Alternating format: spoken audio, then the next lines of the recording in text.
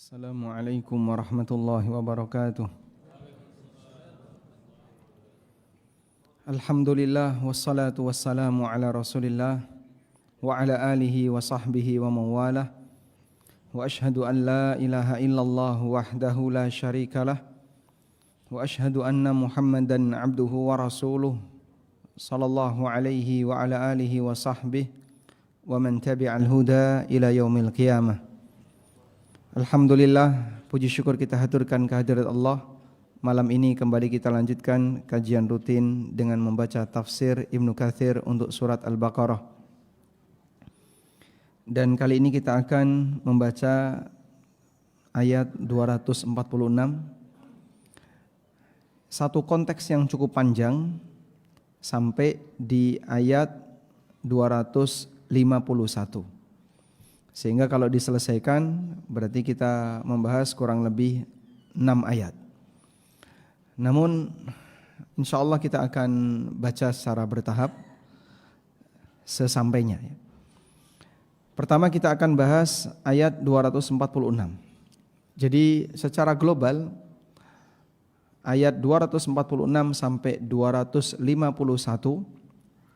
ini berbicara tentang kisah perjalanan Bani Israel yang mereka sempat dikuasai oleh orang-orang kafir, bahkan sebagian di antara mereka banyak yang ditawan, sementara mereka tidak memiliki seorang nabi dan tidak ada raja, sehingga mereka tidak punya kesatuan untuk berjihad melawan raja-raja yang zalim yang menjadi musuh Bani Israel. Sampai akhirnya Allah Subhanahu wa taala mengutus seorang nabi dengan beragam nama yang terjadi di kalangan yang ikhtilaf, ada ikhtilaf yang terjadi di kalangan para ulama, dengan beragam pendapat yang terjadi di kalangan ulama. Ada yang mengatakan nabinya adalah Nabi Syam'un, ada yang mengatakan Nabi Samuel dan nama-nama yang lain. Bahkan ada yang mengatakan itu adalah Nabi Yusha bin Nun. Lalu kemudian Allah menunjuk salah satu di antara mereka, seorang raja yang bernama Raja Talut. Nah, setelah mereka dipimpin oleh Talut, barulah mereka bisa bersatu dalam suara. Sehingga ketika jihad ada pemimpin yang kemudian memimpin mereka dalam berjihad. Sampai akhirnya mereka berhadapan dengan pasukan Jalut, dan Allah Subhanahu wa taala sebutkan faqatala Dawudu Jaluta wa atahu Allahul mulka wal hikmata wa 'allamahu mimma yasha. Allah takdirkan dalam situasi perang itu Daud berhasil membunuh Jalut.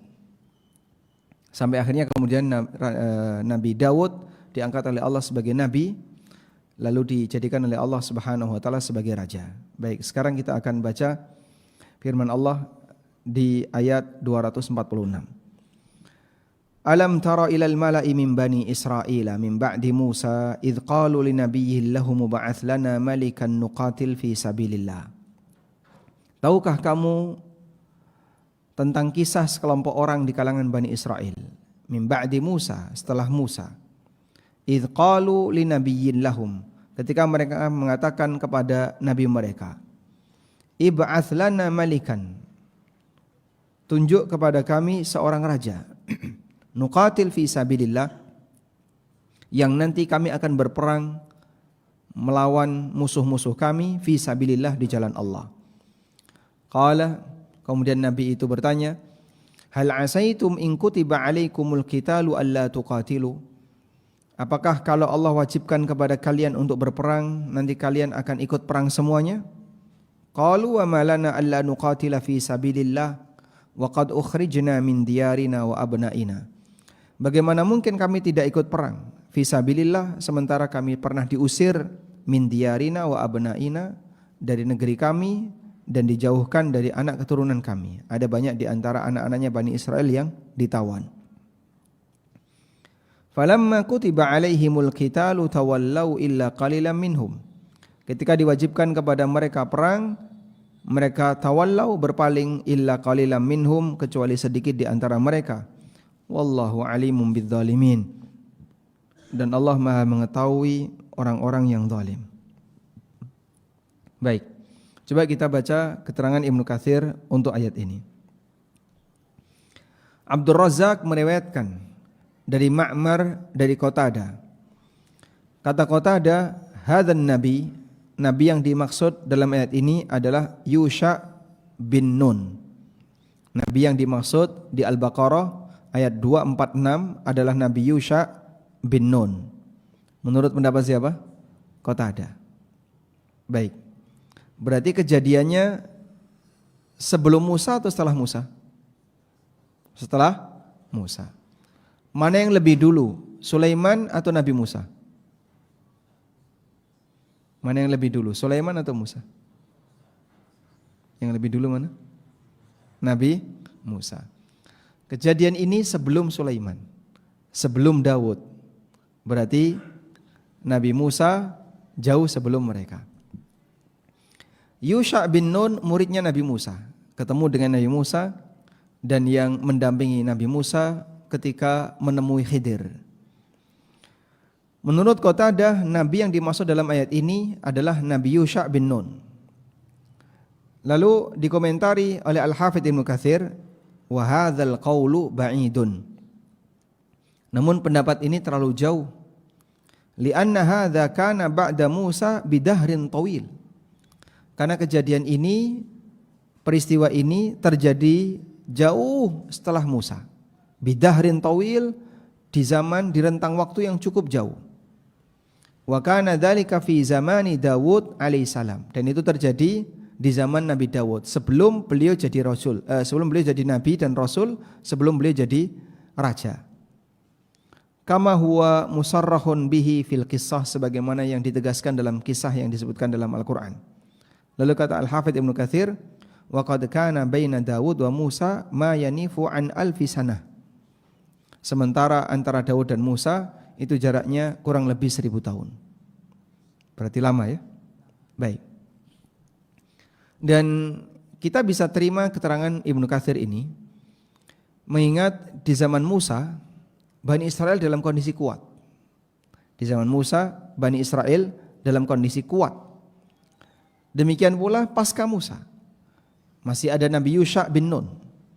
Bahkan mereka berhasil merampas, mengambil perbendaraan dan kekayaan yang dimiliki oleh penduduk Mesir setelah Fir'aun dan bala tentaranya ditenggelamkan. Karena disebutkan dalam sebagian riwayat bahwa pasca Fir'aun ditenggelamkan bersama bala tentaranya, Mesir kosong dari laki-laki. Tidak ada pasukan di sana. Maka Musa mengutus Yusha bin Nun untuk membawa pasukan balik ke Mesir dan merampas harta yang mereka punya. Sehingga kita bisa prediksi bahwasanya ketika di zaman Musa Bani Israel dalam kondisi kuat, baru kemudian setelah itu ada raja-raja yang menguasai Bani Israel. Wa qala As-Sudi, dan dikatakan oleh As-Sudi, nabi yang dimaksud dalam ayat ini adalah Nabi Syam'un. Sementara Mujahid mengatakan nabi itu adalah Syamuel alaihissalam. Intinya tidak ada penegasan dari dalil, sehingga adanya beberapa pendapat yang mengatakan Syam'un, mengatakan Syamuel, termasuk juga yang mengatakan Yusha bin Nun. Ada kemungkinan ini berasal dari ijtihad pribadi atau mereka dapatkan dari Israiliyat. Ada dua kemungkinan, antara ijtihad pribadi atau mereka dapatkan dari apa? Israiliyat. Demikian pula yang disampaikan oleh Muhammad bin Ishaq dari Wahab bin Munabbih. Nah, kalau ada nama ini Wahab bin Munabbih, beliau dikenal sebagai ulama tafsir yang paling banyak mengutip dari Israiliyat. Wahab bin Munabbih di antara orang yang paling banyak meriwayatkan berita Israiliyat. Boleh enggak Pak membawakan berita Israiliyat itu? Boleh enggak membawakan berita Israiliyat? Menceritakan Israiliyat itu boleh enggak? Boleh atau tidak? Ya? Itu bukan kedustaan. Tidak jelas. Karena Israiliyat tidak bisa dipastikan apakah benar atau salah. Bolehkah kita menyampaikan kisah Israiliyat? Jawabannya boleh. Sebab diizinkan oleh Nabi SAW. Beliau pernah mengatakan, "Idza ja'akum min bani Israila fala tusaddiquhu wa la tukadzibu." Kalau kalian mendapatkan berita dari Bani Israel, jangan dibenarkan 100%, jangan didustakan 100%. Wa qulu amanna billahi wa ma unzila ilaina.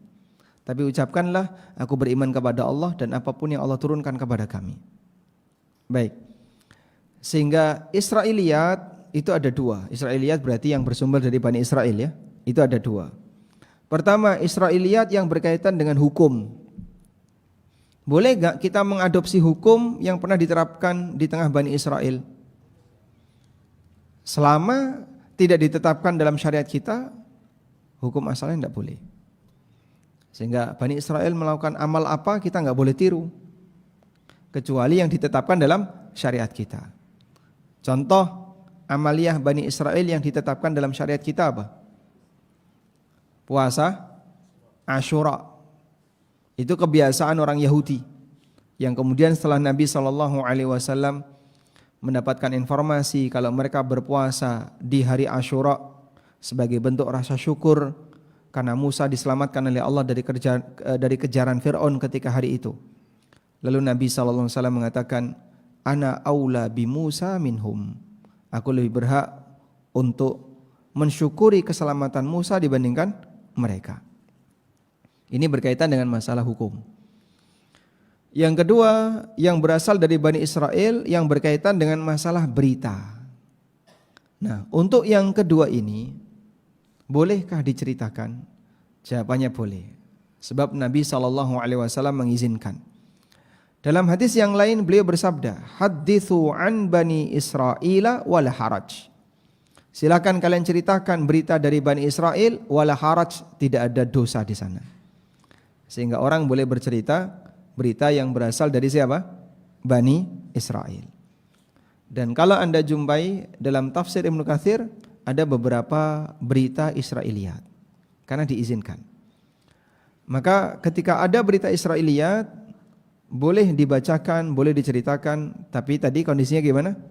Tidak boleh dibenarkan 100% atau didustakan 100%. Ada kemungkinan dia benar dan ada kemungkinan dia salah. Maka dibuat gantung. Nah, sebatas gantung ini diceritakan boleh. Tapi tidak jadi keyakinan. Diceritakan tapi tidak jadi keyakinan. Sebab belum pasti. Karena itu di sini Al-Hafidz Ibnu Katsir kenapa menyebutkan riwayat dari Wahab bin Munabbih, padahal beliau terkenal sebagai orang yang suka membawakan berita Israiliyat, karena hukumnya diperbolehkan. Kata Wahab bin Munabbih, huwa Syamuel bin Bali bin Alqamah. Dan di sini ada binnya panjang sekali ya, tapi nggak penting untuk kita sebutkan. Intinya dia termasuk di antara keturunan Lawa atau apa bacanya Lawi ya, keturunan Lawi bin Yakub bin Ishak bin Ibrahim. Dan dulu Nabi harus berasal dari keturunan Yusuf atau keturunan Lawi. Nabi dari Bani Israel harus berasal dari keturunan Yusuf atau keturunan Lawi. Nah, sekarang kita baca. Wahab bin Munabbih bercerita. Nah, di sini mulai cerita yang cukup panjang dan kemungkinan besar ini Israiliyat. Wahab bin Munabbih bercerita lebih lengkap daripada yang riwayat-riwayat potongan tadi sebelumnya. Kata beliau,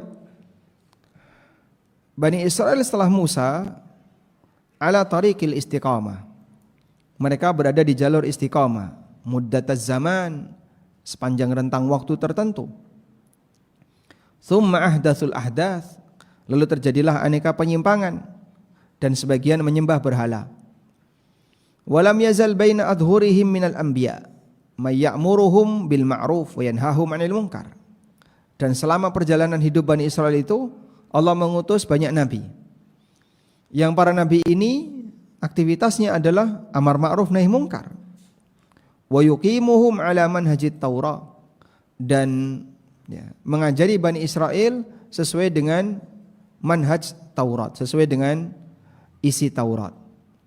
Ila an fa'alu ma fa'alu, sampai mereka banyak melakukan aneka pelanggaran.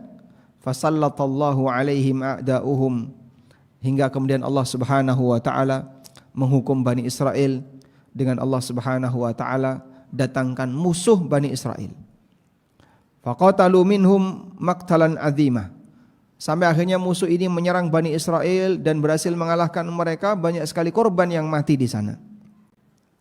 Wa asarru khalqan katsira, dan banyak sekali menawan, menjadikan tawanan di kalangan Bani Israel. Wa akhadhu minhum biladan katsira, dan banyak sekali wilayah-wilayah Bani Israel yang dikuasai oleh musuh-musuhnya. Walam yakun ahadun yuqatilhum illa ghalabuhu, tidak ada satupun perlawanan yang dilakukan oleh Bani Israel kecuali musuhnya yang menang, sehingga di mana-mana kalah. Ya, mungkin mirip seperti bangsa kita yang selama bertahun-tahun melawan Belanda. Hampir dalam semua cerita perang Indonesia selalu jadi korban. Ya, sehingga ratusan orang meninggal, bahkan ribuan orang meninggal dalam satu peristiwa perang ketika melawan penjajah. Baik. Dari sini kita bisa lihat bahwa jumlah Bani Israel itu banyak sekali. Jumlah Bani Israel banyak sekali. Dan perjalanan sejarah mereka sangat panjang. Sehingga mereka sudah berkali-kali mengalami pahit getirnya hidup, perang dari dulu sampai sekarang gak habis-habis. Lalu gimana? Wa dzalika annahum kanu indahumut Taurah. Karena dulu mereka punya Taurat dan punya tabut. Alladzi kana fi qadimiz zaman, yang itu ada di masa silam. Wa kana dzalika mawruthan li khalafihim an salafihim ila Musa al-Kalim. Dan ini adalah warisan generasi belakangan dari generasi sebelumnya sampai Musa. Falam yazal bihim tumadihim 'alad dalal. Tapi sangat disayangkan mereka terus bertahan dalam kesesatan hatta stalabahu minhum ba'dul muluk, sampai akhirnya Taurat dan tabut tadi dirampas oleh sebagian raja fi ba'dil hurub, dalam sebuah peristiwa perang. Wa akhadhat Taurah min aidihim wa lam yabqa man yahfazuha fihim illa al-qalil. Raja ini pun merampas Taurat tadi dari tangan Bani Israel, dan tidak ada yang menghafal isi Taurat kecuali sedikit. Wan qata'atin nubuwah, sementara kenabian sudah tidak datang, sehingga lama tidak ada nabi seperti sebelumnya.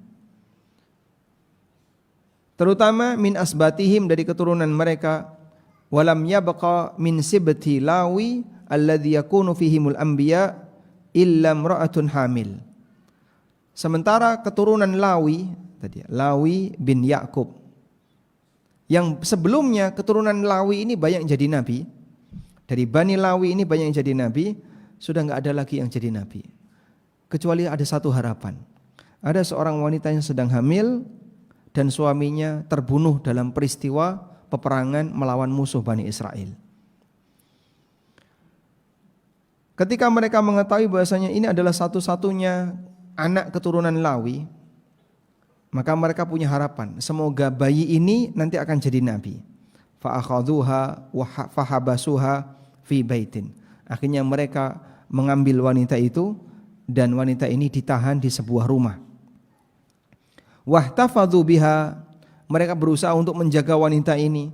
La'allallaha yurziquhum ghulaman yakunu nabiyya, dengan harapan semoga Allah Ta'ala memberikan kepada mereka seorang anak yang nanti akan jadi nabi.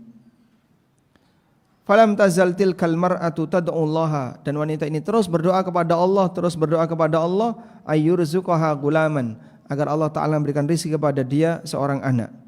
Fasami Allahu laha, lalu Allah Ta'ala mendengar doanya.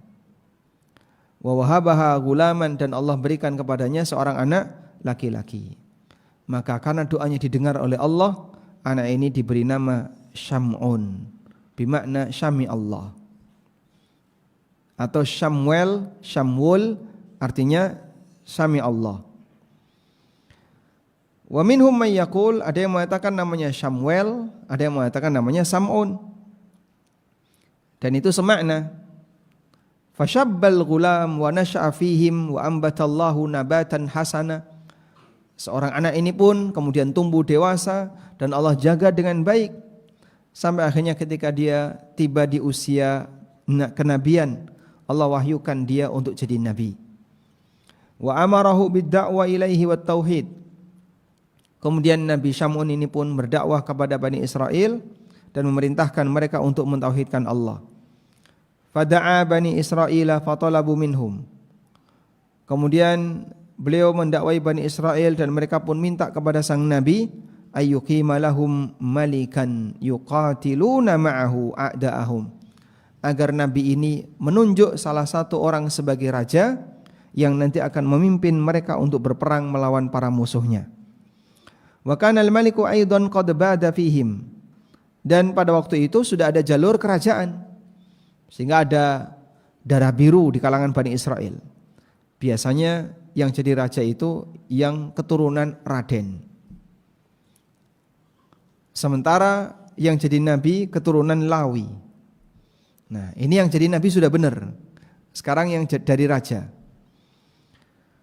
Faqala lahumun nabi, kemudian sang nabi, Nabi Sam'un ini bertanya, "Fahal asaitum in aqamallahu lakum malikan alla tafu bima azaltumuhum minal qitali ma'ahu?" Apakah kalau Allah Ta'ala telah menunjuk seorang raja, nanti kalian siap untuk memenuhi iltazamtum minal qitali ma'ahu, apa yang kalian inginkan untuk berperang bersamanya? Nah, mereka menjawab, qalu wa malana alla nuqatila fi sabilillah wa qad ukhrijna min diyarina wa abnaina. Bagaimana kami tidak berperang di jalan Allah sementara banyak di antara kami daerahnya sudah dirampas sama musuh-musuh kami, wilayah kami dikuasai musuh kami, dan banyak anggota keluarga kami yang dijadikan sebagai tawanan. Kemudian Allah Subhanahu wa taala menyampaikan, falamma kutiba alaihimul qitalu tawallau illa qalilan minhum. Ketika perang diwajibkan, ternyata banyak di antara mereka yang tidak memenuhi komitmen yang pernah mereka sampaikan. Jadi kemarin pingin perang, begitu diwajibkan perang malah banyak yang mundur. Mereka tidak memenuhi komitmen yang mereka inginkan, ya, untuk berjihad di jalan Allah Subhanahu wa taala. Baik. Kemudian itu kesimpulan, ya. Terus kembali lagi ke cerita. Lamma talabu min nabihim ayyu'ina lahum malikan, ayyu'ayyinahum malikan, fa'ayyana lahum Talut. Ketika mereka meminta kepada nabi mereka, yaitu Syam'un tadi, untuk menunjuk seorang raja, maka Nabi Syam'un menunjuk Talut. Namun yang disayangkan, Talut ini tidak sesuai kriteria mereka. Talut bukan orang yang kaya, Talut bukan keturunan ningrat, bukan darah biru. Talut sebelumnya tidak punya kekuasaan, bukan orang yang terkenal. Dan di sini dikatakan wa kana rajulan min ajnadihim wa lam yakun min baitil mulki fihim. Dia termasuk di antara pasukan dan tidak memiliki jalur nasab kerajaan. Karena biasanya sang raja adalah dari keturunan Yahuda. Wa lam yakun hadza min dzalika sibt, tapi dia tidak berasal dari keturunan Yahuda. Karena itu mereka mengatakan anna yakunu lahul mulku alaina. Bagaimana Talut kok bisa jadi raja kami? Bagaimana bisa Talut sebagai raja kami? Ai kaifa yakunu malikan alaina? Bagaimana dia bisa menjadi raja kami? Wa nahnu ahaqqu bil mulki min, padahal kami lebih berhak untuk jadi raja dibandingkan dia. Walam yu'ta sa'atan minal mal, sementara dia tidak punya harta. Artinya dia itu orang yang fakir, tidak punya harta, kok bisa jadi raja? Ya. Ada yang menyebutkan bahwa profesi Talut itu tukang jualan air. Dan ada yang menyebutkan profesi Talut adalah tukang samak kulit, tebal. Tapi ini hanyalah alasan mereka untuk menolak keberadaan Talut sebagai raja. Namun sang Nabi mengatakan, innallaha astafahu alaikum. Allah yang memilih beliau untuk jadi raja bagi kalian. Sehingga kalau ini sudah menjadi pilihan Allah, Allah pilihkan kepada kalian, dan Allah lebih tahu siapa yang paling berhak untuk jadi raja. Baik. Artinya sang Nabi mengatakan, bukan aku yang memilihnya, tapi Allah lah yang memerintahkanku untuk memilihnya, sebagaimana yang kalian minta dariku. Wa zadahu bastatan fil ilmi wal jism. Dan Allah berikan kelebihan kepada Talut. Beliau adalah orang yang punya ilmu dan fisiknya bagus. Wa huwa ma'a hadza a'lamu minkum. Dia walaupun miskin tapi dia lebih berilmu dibandingkan kalian. Wa ashkalu minkum wa ashaddu quwwatan wa sabran fil harbi wa ma'rifatin biha. Dia lebih gagah dibandingkan kalian, fisiknya bagus dan orangnya kuat, penyabar ketika perang dan punya keahlian dalam perang. Artinya Allah sempurnakan ilmunya dan Allah Subhanahu wa taala berikan kelebihan fisik bagi Talut. Lalu kata Al-Hafidz Ibnu Katsir, wa min hahuna yambagi ayyakunal malik dza ilmin wa syaklin hasan. Maka berdasarkan hal ini selayaknya, idealnya raja itu adalah orang yang berilmu dan fisiknya ideal. Sehingga kalau jadi raja kok cungkring, kurus kering, dan seterusnya, wibawanya hilang. Tapi kalau orangnya tinggi, besar, gagah, kuat, dia akan lebih terkesan berwibawa. Wallahu yu'ti mulkahu may yasha. Allah memberikan kerajaan kepada siapa saja yang dia kehendaki. Karena dialah al-hakim yang memutuskan perkara. Alladzi ma syaa fa'ala wa la yus'al amma yaf'al. Karena dialah hakim yang memutuskan apa yang dia inginkan, apa yang dia kehendaki, dan apa yang dia kehendaki pasti terjadi. Dan Allah tidak boleh dimintai pertanggungjawaban, kenapa kau lakukan ini? Wa hum yus'aluna, tapi mereka lah yang akan ditanya. Sebab dia zat yang maha mengetahui dengan ilmunya, hikmahnya, wa ra'fatihi bi khalqihi, dan paling kasih sayang dengan makhluknya. Walihada qala Allah Ta'ala, karena itu di akhir ayat Allah mengatakan wallahu wasi'un alim, dan Allah maha luas lagi maha mengetahui. Ay wasi'ul fadli, maksudnya adalah Allah maha luas karunianya. Yakhtassu bi rahmatihi may yasha, dan dia berikan rahmatnya kepada siapa saja yang dia kehendaki.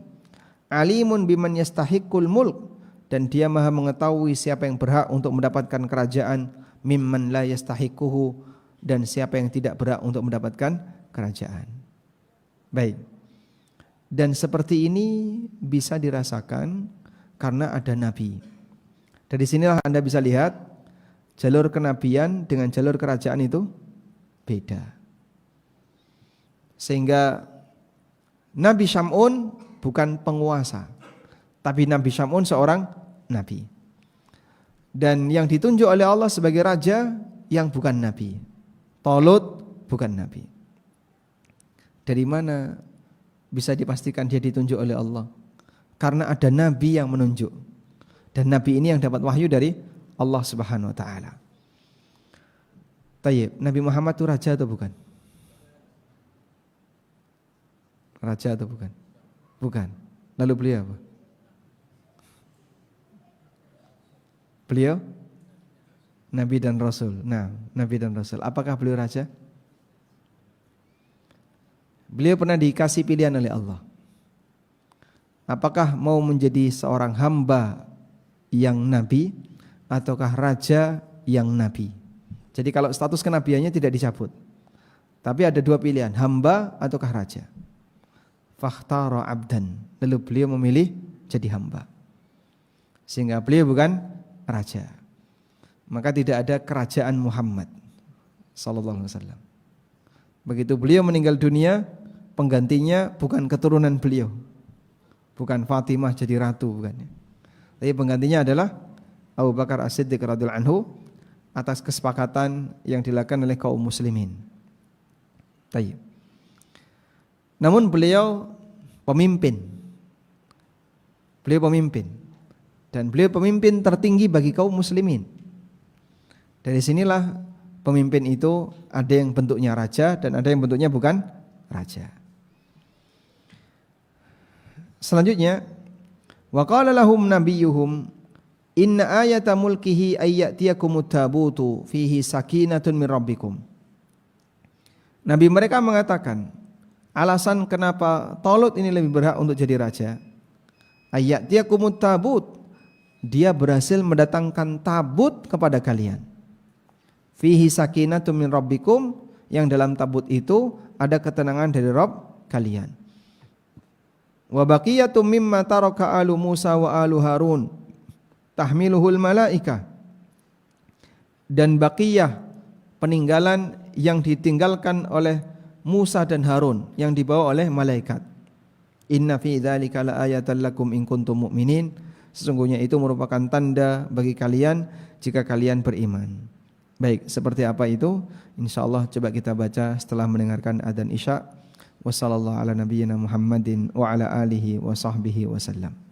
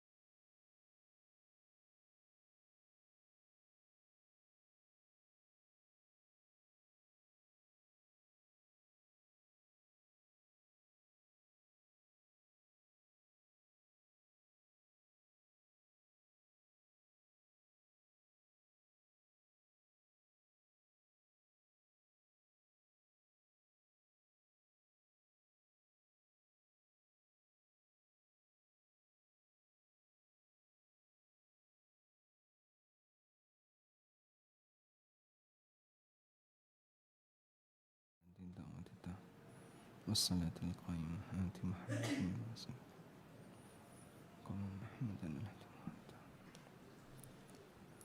Alhamdulillah wassalatu wassalamu ala Rasulillah wa ala alihi wa sahbihi wa mawalah wa ashhadu an la ilaha illallah wahdahu la syarikalah wa ashhadu anna Muhammadan abduhu wa rasuluh.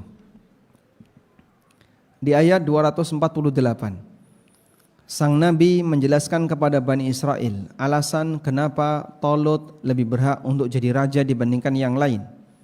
Sang Nabi mengatakan, wa qala lahum nabiyuhum, Nabi itu mengatakan, inna ayata mulkihi, bahwa di antara tanda kekuasaannya adalah ayyatiyakumut tabut, dia bisa mendatangkan tabut kepada kalian, fihi sakinatun, dan dalam tabut itu ada ketenangan. Apa makna sakinatun? Ada khilaf di kalangan ahli tafsir. Min rabbikum, dari Rabb kalian, wa baqiyatun, dan peninggalan mimma taraka alu Musa wa alu Harun, yang ditinggalkan oleh keluarga Musa dan keluarga Harun. Tahmiluhul malaikah, yang dibawa oleh malaikat. Inna fi dzalika laayatan lakum in kuntum mu'minin, sesungguhnya itu adalah tanda kuasa bagi kalian jika kalian beriman. Lalu apa yang dimaksud dengan tabut? Tidak ada keterangan tentang tabut yang bisa kita jumpai dari Al-Quran selain di ayat ini. Tabut Allah sebut fihi sakinah. Dalam tabut itu ada ketenangan. Tapi tabut itu bentuknya apa? Wallahu alam. Ada yang mengatakan tabut ini bentuknya adalah bejana yang terbuat dari emas. Karena tughassilu fihi qulubal anbiya, yang digunakan untuk mencuci hati para nabi. A'taha Allahu Musa alaihissalam fawada'a fihal alwah, dan tabut ini diberikan oleh Allah kepada Musa, lalu di dalam tabut ini Musa meletakkan al-alwah, lembaran-lembaran Taurat. Demikian keterangan As-Sudi. Dan ada juga keterangan yang lain tentang tabut. Intinya itu adalah sebuah benda yang benda itu memiliki keistimewaan dan dulu dimiliki oleh alu Musa wa alu Harun. Lalu apa yang dimaksud dengan peninggalan yang ditinggalkan oleh keluarga Musa dan keluarga Harun? Ibnu Abbas radhiyallahu anhuma mengatakan itu adalah asahu waridadul alwah. Itu adalah tongkatnya Musa dan serpihan-serpihan alwah Taurat. Karena sudah berlangsung cukup lama, maka alwah-alwah Taurat itu tertinggal serpihan-serpihan. Yang di ayat ini dikatakan sebagai apa yang ditinggalkan oleh Musa, wa baqiyatun mimma taraka alu Musa wa alu Harun. Dan ada yang mengatakan yang ditinggalkan oleh keluarga Musa adalah tongkatnya Musa dan tongkatnya Harun, serta lauh-lauh Taurat yang masih tersisa, alwah Taurat yang masih tersisa. Intinya ada banyak keterangan dan mengarah pada satu, yaitu peninggalan Musa ketika itu didatangkan. Peninggalan Musa ketika itu didatangkan. Sehingga di hadapan Talut ada tabut, ada serpihan-serpihan Taurat, dan ada tongkatnya Musa. Apa fungsinya benda-benda ini didatangkan? Dan siapa yang mendatangkan? Yang mendatangkan di situ dikatakan oleh Allah Ta'ala, tahmiluhul malaikah, dibawa oleh malaikat. Kata Ibnu Abbas, ja'atil malaikatu tahmilut tabut bainas sama'i wal ard hatta wadu'athu baina yaday Talut. Malaikat datang dengan membawa tabut dan terbang di antara langit dan bumi, kemudian diletakkan di depan Talut. Wan nasu yanzurun, sementara masyarakat melihatnya. Nah, ketika tabut ini dan benda-benda tadi, peninggalan Musa, peninggalan Harun, serpihan alwah, kemudian tongkat, ada di rumahnya Talut, apa yang terjadi? Asbahat tabut fi dari Talut. ketika tabut sudah ada di rumahnya Talut, fa'amanu binubuwati Syam'un wa ata'u Talut. Mereka pun mau beriman dengan kenabian Syam'un dan mereka mau mentaati Talut. Ini ada bukti nyata.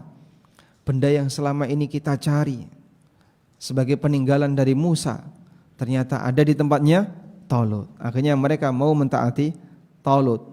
Ini menunjukkan bahwasanya Talut bukan manusia biasa, tapi dia adalah orang yang dipilih oleh Allah Subhanahu wa taala.